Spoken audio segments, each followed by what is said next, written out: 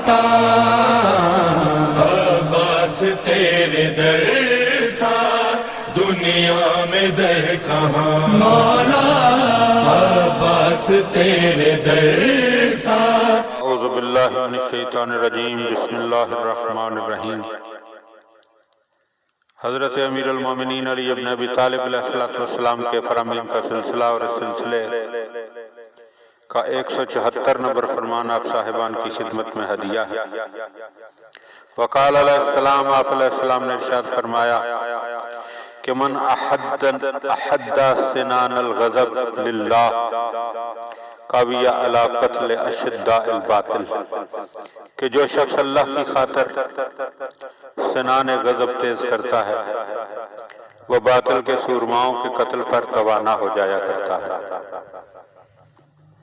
جو شخص محض اللہ کی خاطر باطل سے ٹکرانے کے لیے اٹھ کھڑا ہوتا ہے اسے خداوند عالم کی طرف سے تائید و نصرت حاصل ہوتی ہے، اور کمزوری و بے سر و سامانی کے باوجود باطل قوتیں اس کے عزم میں تزلزل اور ثبات قدم میں جنبش پیدا نہیں کر سکتی، اور اگر اس کے اقدام میں ذاتی غرض شریک ہو تو اسے بڑی آسانی سے اس کے ارادہ سے باز رکھا جا سکتا ہے۔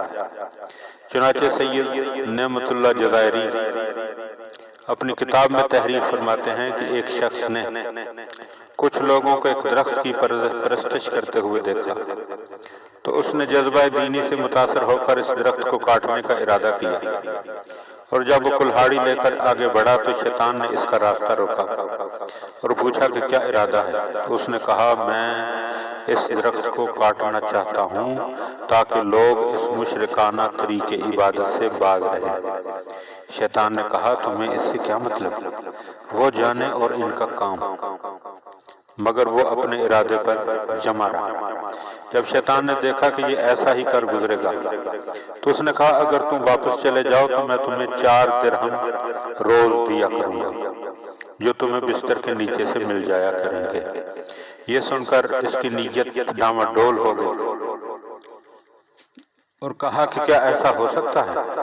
اس نے کہا کہ تجربہ کر کے دیکھ لو، اگر ایسا نہ ہو تو درخت کے کاٹنے کا موقع پھر تمہیں مل سکتا ہے۔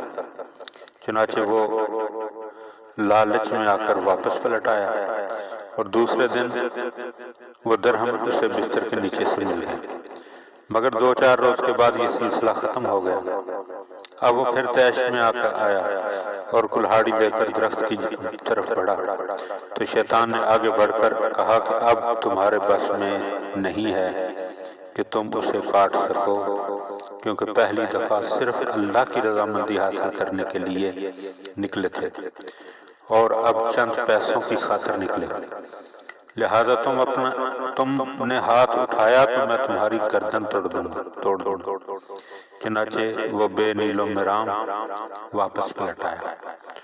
تو یہ واقعہ جو کہ سید نعمت اللہ جزائری نے اپنی کتاب میں لکھا ہے ہمارے لیے ایک بہت بڑی ہدایت ہے اس میں کہ جو کام بھی کرنا ہے وہ ہم نے قربتاً اللہ کرنا ہے، اور امیر المومنین ہمیں یہی بتا رہے ہیں کہ دیکھو اگر تم باطل کے مقابلے میں نکلے ہو اور صرف للہ نکلے ہو تو پھر تمہیں گھبرانے کی ضرورت نہیں ہے، اللہ خود تمہیں قوت عطا کرے گا۔ لیکن اگر اس نکلنے میں تمہاری کوئی ذاتی غرض مرض شامل ہے تو پھر یقیناً تم شکست کھاؤ گے، کامیاب نہیں ہو سکو گے۔